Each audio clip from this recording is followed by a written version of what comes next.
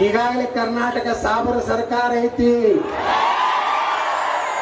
ಇಲ್ಲಿ ಹಿಂದೂಗಳ ಮೇಲೆ ದಿನನಿತ್ಯ ಮತ್ತೆ ನೀವೇನಾರ ಮಾಡಿ ಬಾಗಲಕೋಟೆ ಲೋಕಸಭಾದಾಗ ರೋಜಾ ಮಾಡುವಂತಂದ್ರೆ ನೀವು ರೋಜಾ ಮಾಡಬೇಕಾಗ್ತೈತಿ. ಯಾಕಂದ್ರೆ ಗಜಕೇಸರಿ ಯೋಗ ಐತಿ. ಗಜಕೇಸರಿ ಯೋಗ ನಮ್ಮ ನರೇಂದ್ರ ಮೋದಿ ಅವ್ರಿಗೆ ಆ ಯೋಗ ಐತಿ ಅನ್ನೋದು ಆ ಎಂಬ ಏನು ಕೊಡ್ತಾರೆ.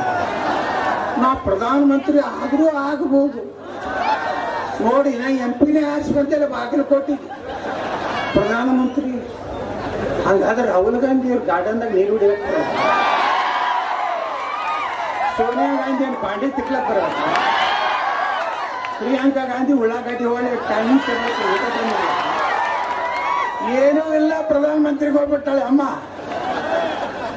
ನೋಡ್ರಿ ಎಲ್ಲಿದೆ ಅವ್ರ ಅಪ್ಪ ಹೇಳ್ತಾನ, ಈ ದೇಶದಾಗ ರೈತರು 5 ಲಕ್ಷ, ಈ ರಾಜ್ಯದಾಗ ರೈತರು 5 ಲಕ್ಷ ರೂಪಾಯಿ ಸಲುವಾಗಿ ಆತ್ಮಹತ್ಯೆ ಮಾಡ್ಕೊತಾರ.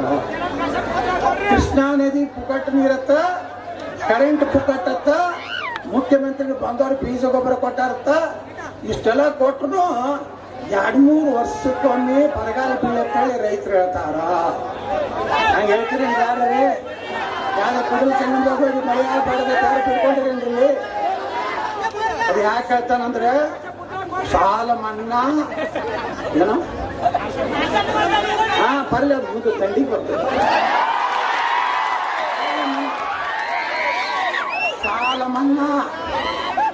ಸಾಲ ಮನ್ನಾ ಆಗು ರೈತರು ಬೇಡ. ನಾ ಹೇಳಿದೆ ಶಿವಾನಂದ ಪಾಟೀಲ್ಗೆ, ಹೌದಪ್ಪ ನಾ 5 ಕೋಟಿ ರೂಪಾಯಿ ಕೊಡ್ತೀನಿ, ಹೋಗಿ ಬೇವಿನ ಗಿಡ ಕೊಡ್ರಿ ಹಾಕೊಂಡು.